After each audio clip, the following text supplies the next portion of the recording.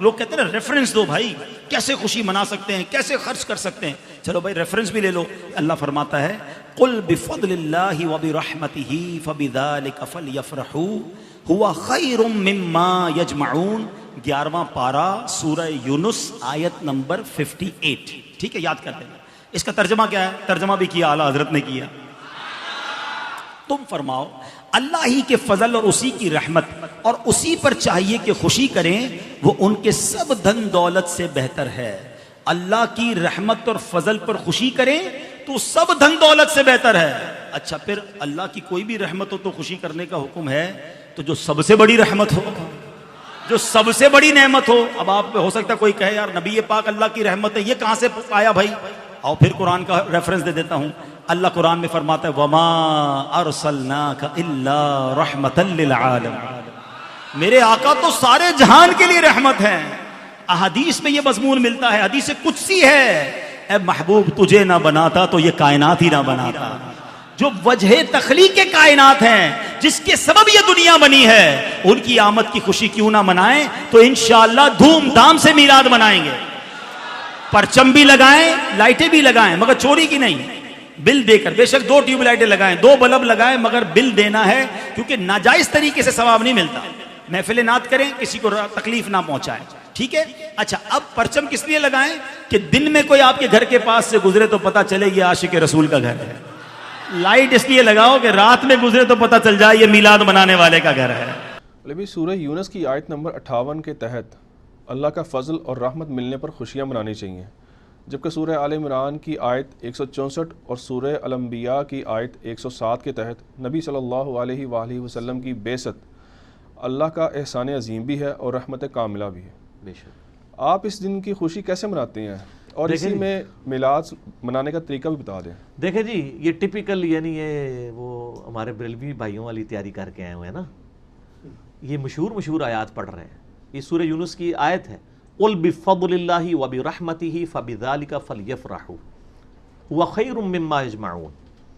اے نبی علیہ السلام فرما دیجئے کہ اللہ کا فضل اور رحمت ملنے پر خوشیاں مناؤ، یہ اس سے بہتر ہے جو تم نے دنیا کا مال جوڑ رکھا ہے. یہ کون سی آیت آپ نے بتائی تھی؟ سورہ یونس آیت نمبر 58.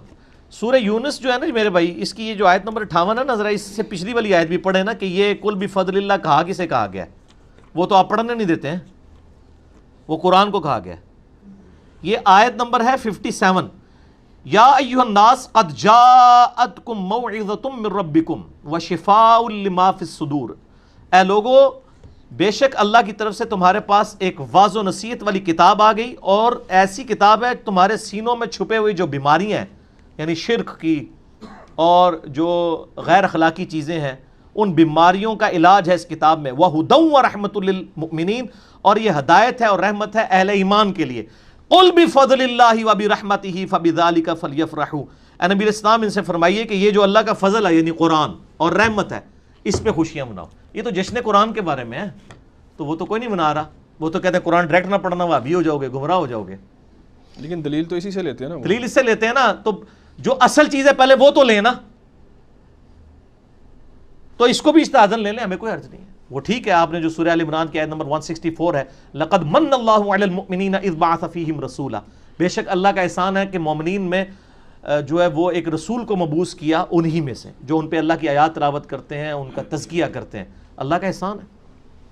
اور جو سورہ انبیاء کی 107 وَمَا أَرْسَلْنَاكَ إِلَّا رَحْمَةً لِّلْعَالَمِينَ، اور ہم نے آپ کو رحمت بنا کر بھیجا ہے تمام جہان والوں کے لیے. تو آپ رحمت بھی ہیں، اللہ کا احسان بھی ہے. یہ اجتہاداً ضرور لیں، لیکن اصل چیز جو قرآن میں ڈائریکٹلی آئی تھی وہ قرآن کے بارے میں تھی. قُلْ بِفَضْلِ اللَّهِ وَبِرَحْمَتِهِ فَبِذَلِكَ فَلْيَفْرَحُوا. اور ہمارے نبی علیہ السلام نے دونوں چیزوں کو ایک جگہ جمع کر دیا. صحیح مسلم میں حدیث ہے انٹرنیشنل نمبر کے مطابق 2750. آپ پیر کا روزہ رکھتے تھے، پوچھا گیا کیوں رکھتے ہیں ہر منڈے کا روزہ؟ فرمایا فیہ ولدت وفیہ انزل علیہ. اس دن میں پیدا ہوا اور اس دن مجھ پر پہلی وحی نازل ہوئی. میں اس کی خوشی میں جشن میلاد بھی مناتا ہوں اور جشن قرآن بھی مناتا ہوں. تو یہ دونوں جشن منائے نا. قرآن تو پڑھنے نہیں دیتے، کہتے ہیں قرآن ترجمے سے نہ پڑھنا گمراہ ہو جاؤ گے. دشمنی کی ہوئی ہے نا. میرا مسئلہ نمبر 1 ہے یہی ہے، امام الانبیاء کی دعوت قرآن صلی اللہ علیہ وآلہ وسلم. وَأُوحِيَ إِلَيَّ هَذَا الْقُرْآنُ لِأُنذِرَكُم بِهِ وَمَن بَلَغَ، اے نبی علیہ السلام فرما دیجئے قرآن مجھے اس لیے وحی کیا گیا اس سے میں آپ کو بھی تبلیغ کر دوں، اور جس تک یہ کتاب پہنچ جائے وہ اسی سے تبلیغ کرے، مولویوں کی لکھی ہوئی کتابوں سے نہیں، اللہ کی نازل کردہ کتاب سے۔ تو منائیں جی، بالکل پیر کا روزہ رکھیں، 52 دفعہ آپ میلاد منائیں جی سال میں، اور 52 دفعہ جشن قرآن منائیں، اور قرآن پہ عمل بھی کریں اور نبی علیہ السلام کی سیرت پہ عمل بھی کریں، دونوں چیزیں پیرلل میں لے کے چلیں، ٹھیک ہو گیا؟ میلاد کا طریقہ بنانے میں یہی جو آپ نے بتا دیا؟ جی جی یہی طریقہ ہے، روزہ رکھیں۔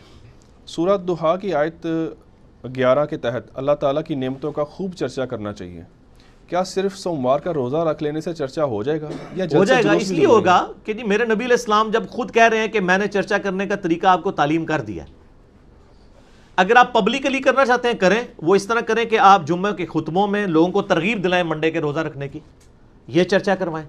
اگر آپ چرچے کے طریقے خود نکالنا چاہتے ہیں، نبی علیہ السلام سے بڑھ کے آپ سمجھدار بننا چاہتے ہیں، تو وہ سر پھر اپنا علاج آپ خود کروائیں، آپ ایک خاص لمٹ کو تو کراس نہیں کر سکتے نا۔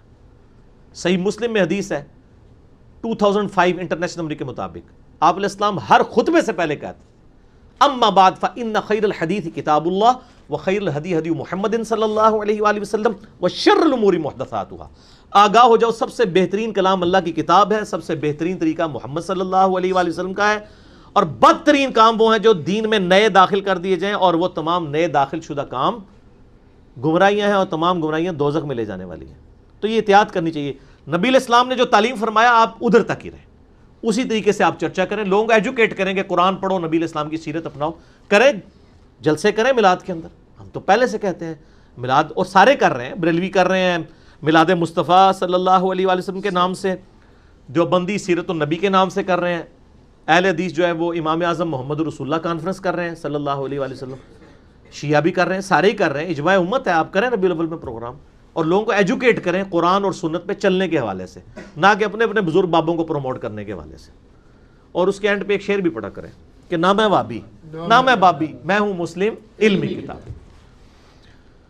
علی بھائی سورہ مریم آیت نمبر 33 میں عیسیٰ علیہ السلام کے قول سے عید میلاد النبی منانے کا استدلال کرنا قرآن حکیم کی تعریف کرنا نہیں ہوگا؟